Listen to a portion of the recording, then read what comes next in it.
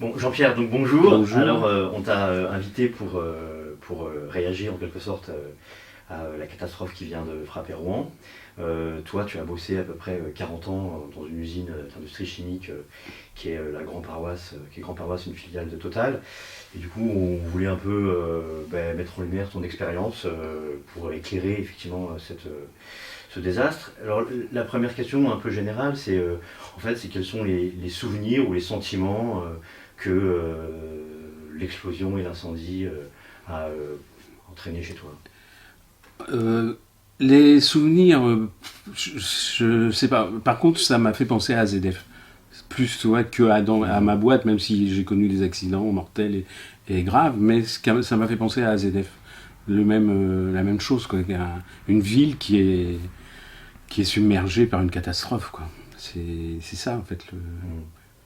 Tu vois, dans ma boîte en tant que telle, je te dis, il y a eu des trucs graves. On est passé à côté de catastrophes plus d'une fois, mais pour l'instant, ce Lubrizol-là me fait pas penser à quelque chose de ma boîte que j'ai vécu personnellement. Mais à ZF, quand même, j'ai vécu de pas trop près, mais quand même assez près, quoi. Peut-être que tu peux rappeler du coup c'est quoi l'accident AZF, AZF et quelle est la proximité avec Rouen quoi. Là, c'est la même usine que celle qui est à Grand Quevilly, qui fabrique les mêmes produits, des engrais, et tout ça, si ce n'est qu'en plus, ils faisaient du chlorate de soude, qui est un produit qui sert à, tu sais, pour les piscines, quoi, pour les nettoyer et tout ça. Et le problème, c'est qu'il y a eu un mélange de ces deux produits-là, le nitrate d'ammonium et ce chlorate de soude-là, quand ils se mélangent, ça fait un explosif. Bah, ça fait une explosion terrible qui a rasé une partie de Toulouse, qui a fait une trentaine de morts et je ne sais plus combien de blessés et d'handicapés. Voilà, quoi. Donc c'est avec des procès qui sont même pas encore finis, puisque je crois que Total a encore fait une cassation, je ne sais trop quoi. Ouais. et alors donc là AZF c'est une grosse industrie chimique. Oui. Là c'était Lubrizol. Toi tu travaillais à Grand Paroisse. Tu Oui. peux présenter rapidement et dire ce Et que tu faisais. grande paroisse. Moi, j'ai travaillé dans plusieurs ateliers. On travaille avec de l'hydrogène et tout ça, donc c'est assez sous pression, c'est dangereux. Il y a eu des explosions, il y a eu des morts. Et puis voilà, on fabrique de l'ammoniac qui sert après à faire des engrais, puisque le site de Rouen, de Grand Quevilly, est là pour faire des engrais pour l'agriculture intensive, c'est-à-dire du nitrate d'ammonium, une saloperie, quoi. Alors t'en parles évidemment dans le bouquin qui est sorti en 2002 et que tu avais fini en 2001. Ton boulot, ton Mon boulot, métier, il bah, en consiste à fait, quoi? contrairement à la plupart de mes collègues, j'ai jamais voulu monter en grade. Et donc, bah, je surveillais des machines, j'intervenais quand il y en avait qui étaient en panne. Enfin, on faisait l'écart. J'ai fait l'écart toute ma carrière pour surveiller ces super grosses machines qui sont aussi grandes qu'une locomotive pour le moins. Enfin, des trucs immenses, quoi. Des fours dans des températures hyper élevées, ou des endroits où il faisait très froid, ça dépend, quoi. C'est très particulier. L'ammoniac, c'est quelque chose de lourd. On se croirait dans un vaisseau de science-fiction, quoi. Une vieille fusée, un vieux, pas une fusée, mais enfin un vaisseau spatial, quoi. Ouais. Et est-ce que toi tu connaissais Lubrizol, l'usine Lubrizol qui a explosé? Lubrizol, parce que j'y passais souvent, parce que ça puait souvent la nuit, ça c'est les choses que je connais. Le problème de Lubrizol, pour moi, c'est un univers fermé. C'est-à-dire, on avait des rapports avec toutes les entreprises de la chimie, que ce soit la PEC, la Shell, qu'est-ce qu'il y a d'autre, il y en avait plein dans le temps. Chapelle Darblay et tout ça, on a toujours eu des rapports avec les salariés des autres boîtes. Et Lubrizol, on n'a jamais eu de rapport avec eux, mais personne. Hein. Je ne sais pas comment ça se fait. C'est une boîte américaine, peut-être que ça changeait tout. Peut-être qu'il y a beaucoup d'intérimaires, on ne le sait même pas. Là, il y a un syndicat, bon là en ce moment il s'appelle CFDT, mais c'est un syndicat maison. Il y a toujours eu un syndicat maison, c'est-à-dire rien ne sort de la boîte. Et même quand je me suis occupé du comité d'établissement, on a essayé de bosser avec eux, et ça l'a jamais fait. Ils restaient dans leur coin. C'est quelque chose de fermé avec une culture d'entreprise qui doit être assez importante. Et je pense beaucoup d'intérimaires. Oui, parce que le premier accident Lubrizol 75, ensuite 82 et 2013, à cette époque-là, c'était déjà une entreprise américaine. Ça a toujours été une boîte américaine. Elle est née en 54 et oui, c'est une boîte américaine depuis toujours, hein, qui fabrique des adjuvants pour les huiles de moteur, pour des lubrifiants quelconques. Enfin, c'est un truc assez pointu qui rapporte beaucoup. Je sais que le port de Rouen, ça va les embêter si la boîte ferme complètement, parce que il y a un trafic de bidons, de machins, enfin, assez conséquent, quoi. Bon, on pensait quand même que, effectivement, même si tu n'as pas travaillé à Lubrizol, tu avais quand même une connaissance, disons, de l'industrie chimique. La question, elle se pose pas simplement pour Lubrizol, mais aussi pour Lubrizol. Est-ce que toi, du coup, tu penserais que la catastrophe, elle était prévisible? Prévisible, toute la chimie, c'est dangereux. Même, je voyais l'autre jour, il y a une boîte qui fabrique des matelas, la mousse pour les matelas, c'est hyper dangereux, c'est le côté de Mantes-la-Jolie. Tu t'y penses pas, il y a plein de produits, tu penses pas que c'est dangereux à fabriquer. Mais dès lors que c'est de la chimie, que tu mélanges des produits entre eux, il y a des risques. Alors, quand c'est dans les hydrocarbures, c'est pire. Mais voilà, quoi, donc, en plus, attends, parce qu'ils utilisent du benzène, enfin, plein de cochonneries, c'est obligé qu'il y a des risques. Mais eux, je trouve qu'ils jouent avec le feu, parce que, comment dire, et ils sont aux limites de de la légalité. Mais en même temps, le préfet les a laissés faire, quoi. Il demande un hangar plus grand, il n'y a aucune étude d'impact, et paf, ils le font. Et en plus, alors on apprend ça qu'ils stockaient aussi dans la boîte à côté, qui elle n'était pas soumise aux normes Céveso. Eux, ils pouvaient stocker n'importe quoi, ça passait à l'as, quoi. Ouais, c'est beaucoup de le rappeler, il y a une modification de la réglementation en 2018 oui, le stockage des produits dangereux. Oui. Et en 2019, à 2 reprises, Lubrizol ont demandé au préfet l'augmentation de leur capacité de stockage. Et c'était la préfète, d'ailleurs, Bussio, qui les a autorisés sans faire aucune enquête d'impact, quoi. C'est fou, quoi. Tu te demandes, il y a eu AZF, après il y a eu la loi Bachelot qui faisait que normalement il y avait des études, mais ils se sont aperçus que ça allait coûter tellement cher aux industriels et aussi aux municipalités qu'ils ont dit bon, allez, on laisse tomber. Puis voilà, quoi. Et alors les dangers, par exemple, quand tu dis c'est toujours dangereux, tu pourrais essayer de préciser quelle est la nature des dangers, quelles sont les catastrophes possibles qui sont inhérentes à l'explosion. La première catastrophe, c'est ça, l'explosion. Hein. 2 produits qui se mélangent, ça peut exploser. C'est pas toujours, évidemment. Tu mets de l'eau avec du sel, normalement, c'est rare que ça explose. Hein. Mais enfin, des produits, surtout dans ces machins-là, avec des pressions et tout ça, il y a des échauffements et tout ça, c'est obligé qu'il y ait des risques. Il y a l'explosion. 2, il y a les dégagements de gaz, quoi. C'est ça, quoi. L'autre danger, et les gaz de Lubrizol, ils étaient assez costauds quand même. Il y a des dégagements qui sont prévus en quelque sorte, parce qu'ils indiquaient qu'ils le faisaient la nuit. Oui, ils faisaient la nuit. À Lubrizol, et tu en parles aussi dans ton livre, et il y a eu le cas, justement, lors de le cas de la fuite du Mercaptan en 2013, et qu'effectivement, quand on voit tous ces tuyaux, toutes ces cuves, comment on peut penser que c'est absolument hermétique? Voilà. Vous étiez souvent confrontés. Oui.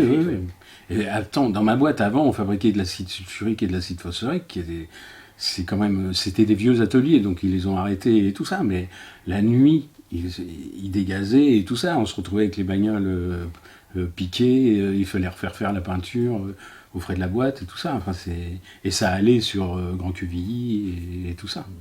Bon, c'est des choses quand même qui, grâce ou à cause de AZF, ont été restreints, quoi, quand même. Ils ont fait ça. Et il y a eu aussi Seveso en Italie qui a amené ça, hein, quand même. Il y a eu des choses qui se sont améliorées, mais là, je vois que c'est en train de repartir avec le gouvernement Macron. Là, ils font tout dans l'autre sens. Et voilà. Justement, alors toujours dans ton livre, tu relates 2 accidents qui chaque fois sont mortels. Quelqu'un qui tombe du toit, je ne sais pas si c'est un intervenant extérieur ou pas qui tombe du toit, et puis ensuite 2 intervenants qui décèdent à la suite d'une explosion et qui étaient censés intervenir à cause d'une fuite. Par rapport à l'expérience que tu avais, soit à Grande Paroisse, soit ailleurs, c'est quoi, qu'en est-il de la sécurité dans les usines chimiques, quoi? Bah, théoriquement, tout est sécure. Hein. On a même plus de CHS, en fait. En fait, c'est ça le problème, c'est qu'ils nous ont aussi enlevé ça. Normalement, il y a les CHS qui peuvent être assez puissants. Enfin, dans ma boîte, personnellement, les militants qui sont impliqués dans le CHS ont bien cassé les pieds à la direction, ça c'est clair. Je pense qu'à Lubrizol, c'était un petit peu problématique. Je pense. Hein. Mais bon, après, c'est pareil. Je peux pas, j'y suis pas. Et d'ailleurs, les CHS, là, les comités hygiène et sécurité, c'est l'une des conséquences de la loi travail, je crois, s'ils ont sauté. Ah, s'ils ont sauté, oui, c'est ça. Oui, c'est la refonte des comités d'établissement, DP et CHS, ça a été complètement refait. Et puis voilà, du coup, il n'y en a plus. Bon, ça dépend des boîtes. Il y a des boîtes où je sais que dans mon ancienne boîte, les gens se bagarrent pour que le CHS soit costaud, quoi. Puis comme nous, on a eu AZF avant quand même si c'est pas nous directement, il y a même la direction est un petit peu plus obligée de garder ça sous le coude parce que si ça recommence, on est mal. Alors tout le monde a été frappé, donc tout le monde parle de la catastrophe, mais moi, je pensais que c'était aussi l'un des intérêts de ton livre, c'est qu'il y a une part de la catastrophe qui n'est pas visible, qui ne se réduit pas justement au moment où ça explose, où tout le monde en parle, où les journaux en parlent. C'est d'abord peut-être la catastrophe environnementale au quotidien, les pollutions régulières, hors accident, on va dire, et puis aussi peut-être la catastrophe, ou en tout cas les difficultés pour ceux qui travaillent au quotidien dans cette usine. Bah oui, parce que ressentir tous les jours du benzène, du phénol et tout ça, ça doit pas être terrible pour eux, ça c'est sûr. Mais voilà quoi. Et d'ailleurs, est-ce que tu sais si les intervenants extérieurs ou les intérimaires sont justement soumis à des conditions de sécurité moins exigeantes? Théoriquement, non. Dans ma boîte, je sais qu'il y avait des accueils pendant toute une journée. Ils étaient pris en charge. On leur expliquait ce qu'il fallait faire et tout. Mais ça, c'est une chose. Mais après, quand les conditions de travail, s'il faut que le chantier soit fait en tant de temps, il y aura il y aura des choses qui ne seront pas faites au niveau de la sécurité, c'est évident. Moi, je me rappelle avoir vu des Anglais qui étaient spécialistes et qui venaient s'occuper du réfractaire. Le réfractaire, souvent, c'est des métaux lourds, cancérigènes, et que je voyais que les mecs, comme il fallait que ce soit fait vite, que c'était emmerdant d'avoir leurs gros gants, ils enlevaient les gants et ils touchaient ça à la main. Ça, c'est pas terrible, même si tu te laves les mains après, il doit y avoir des restes, c'est clair. D'ailleurs, tu racontes qu'il y a quand même, dans ce travail-là, la nécessité de prendre régulièrement des douches. Oui, c'est sûr. Alors vient l'épineuse question de la fermeture de l'usine. Il y a ceux qui demandent et qui mettent en avant la fermeture de l'usine, que c'est assez délirant effectivement de mettre une usine classée Céveso, seuil haut, si proche du centre-ville. Et puis il y a ceux qui mettent en avant la nécessité de défendre les emplois. Alors comment tu tranches cette épineuse question? Moi je fermerai quand même, mais non, mais en plus quand on parle que Lubrizol est près de la ville, c'est parce que la ville s'étend. Donc avant, elle était quand même relativement loin. Et puis surtout, la zone industrielle qui va jusqu'à Lubrizol, il n'y a plus rien. Avant, il y avait plein de boîtes et tout ça. Maintenant, ils veulent faire un écoquartier. En plus, il paraît, j'ai entendu ça tout à l'heure, le plus grand de France. Ça va pas être facile. En plus, sur un terrain qui est pourri, il va falloir qu'ils mettent beaucoup de couches de terre qui vient de je sais pas où pour s'ils veulent faire des jardins partagés dans leur écoquartier. Il est pourri. Attends, il y avait de la métallurgie, il y avait des trains avec plein de comment dire, il y avait les trains, il y avait là je dis la métallurgie, il y avait plein de boîtes avec des huiles, des métaux lourds, des trucs comme ça qui sont mis dans la terre, obligatoirement du charbon, il y avait beaucoup de charbon aussi dans ce coin-là. C'est des trucs, ça va pas être facile, je te dis, si après il faut des jardins partagés et tout ça, les courgettes, je sais pas si j'en boufferai. Mais... Et donc ils veulent faire venir, je sais plus, 18 000 personnes de la région parisienne qui viennent là. Lubrizol, ils sont mal quand même. Parce que Rouen, ils veulent se donner une image plus propre, quoi. Depuis que la PEC a fermé, la raffinerie Petroplus a fermé. Moi, ma boîte, je pense qu'elle ne va pas vivre encore 107 ans. Et en plus, les ateliers les plus polluants, mais pas les plus dangereux, n'existent plus. Il y a plein de boîtes qui ont fermé, ce qui fait que ça peut paraître plus propre. Alors, tu as Lubrizol qui est carrément à côté. Moi, je pense qu'ils vont fermer. En plus que les fumées sont allées sur Mont-Saint-Aignan, Bois-Guillaume, enfin les trucs de Bourges, quoi, on va dire, pour faire simple. Je suis sûr que ça va fermer. Là. Ceux qui travaillent dedans, ils habitent pas là-haut, quoi. souvent dans ce genre de situation, le but de l'entreprise, et c'est aussi de la communication, c'est de réouvrir le plus vite possible, quoi. Donc du coup, il y a cette bataille-là, soit ils ouvrent pour ça va être long. Là, pour moi, ça va être long à refaire. Quoique c'est que des hangars. Mais pour moi, ça va être long parce qu'il faut que les gens oublient. À AZF, ils ont été obligés, ils ne pouvaient pas refaire une usine. Là. Je pense que là, ça va être pareil, ils ne vont pas pouvoir. Alors, soit ils la transplantent au Havre, puisqu'il y a déjà ça. Voilà. Alors, au Havre, quand même, Lubrizol, c'est pas mal parce qu'ils sont pas loin du pont de Normandie. Et normalement, ils n'ont pas le droit à des stockages plus de. Je ne me rappelle plus combien le tonnage, je ne me rappelle plus. Et pour pouvoir avoir ça, c'est pire encore parce qu'ils stockent dans des wagons. Et un wagon citerne, c'est une bombe. C'est pire. Comme ils n'ont pas eu le droit, ils font ça. Mais ma boîte l'a fait. Hein. Des wagons d'ammoniac qui traînaient sur les rails à l'intérieur de l'usine, on en a eu. Et ça. Et une fois, on est passé à côté d'une catastrophe. Ça, c'est la chimie. Alors là, question piège, et en fait, c'est un peu tout ce que tout le monde touche du doigt, quoi. En fait, on voit bien que finalement, ce que cet accident signifie, c'est aussi le fait que voilà, il y a un mode de production, il y a une civilisation qui a misé sur la production de masse, la consommation de masse pour accumuler la richesse la plus folle dans les mains de quelques-uns, ça nous mène au gouffre. Et donc, comme tu pourras savoir que tu es libertaire et que tu aspires sans doute à une autre forme de vie, qu'est-ce qu'on fait de toutes ces usines en fait, de manière idéale? On va faire fondre le métal, je sais pas. Non, bah, qu'est-ce que tu veux, il va falloir changer. Et tout ça, c'est amené à disparaître. Hein. La chimie, ça a fait son temps, hein. Il faut trouver autre chose. Bon, c'est sûr que ça peut pas se faire du jour au lendemain, parce qu'on est habitué à un mode de vie, mais il va bien falloir que ça s'arrête. Quoi. La voiture, les avions, tout ça aussi. Quoi. Et donc l'huile de moteur aussi. Et le problème, c'est que si Lubrizol, enfin le problème, je sais même pas, implante son usine dans un pays pauvre, quoi, et que ça continue, quoi. Ça existe de la délocalisation pour l'industrie chimique Ah bah oui, ça, il y en a plein. Hein, toutes les raffineries qui sont en Europe qui ont fermé, elles sont toutes soit en Extrême-Orient, oui, il y en a beaucoup qui sont implantées, soit là où il y a du pétrole, ce qui n'est pas plus con, hein, quelque part, que ce soit au Qatar, ça peut se comprendre, hein, comme tu une raffinerie au Qatar. Mais toutes celles qu'il y a en Europe, elles ferment. Hein. Il reste celle du Havre parce que je ne sais pas pourquoi. Je pense que c'est stratégique, elle est très bien placée. Et puis à la Med, mais là c'est pareil, au niveau des arrivages de pétrole, c'est plus compliqué. Mais c'est... De toute façon, l'industrie chimique particulièrement est en train de disparaître de l'Europe. Ça, c'est... Ok, alors là, dernière question en quelque sorte. Bon, tout le monde est inquiet, la préfecture a pressé pour que les enfants retournent à l'école. Il y a des femmes enceintes qui veulent porter plainte parce qu'apparemment il y aurait peut-être des risques liés à l'allaitement. Toi, en fonction de, je sais pas moi, de ta conviction intime ou de ton expérience, est-ce que tu penses que les conditions de sécurité sont réunies pour continuer à vivre à Rouen actuellement? Est-ce que tu conseillerais à ta fille ou à ton fils qui aurait un enfant qui habiterait à proximité de l'usine de partir?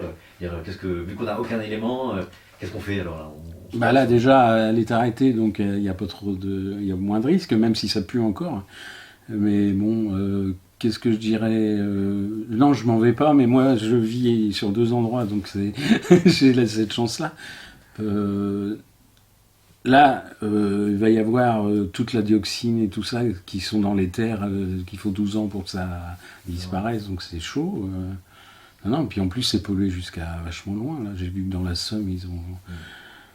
C'est évident qu'il fallait partir au moment où oui, là, oui. Mais est-ce que finalement, jusqu'à aucun moment la préfecture n'a ordonné d'évacuation, pour ça c'est trop tard, mais il y a des gens qui commencent à partir à peine maintenant, ou il y a beaucoup de gens qui hésitent à revenir.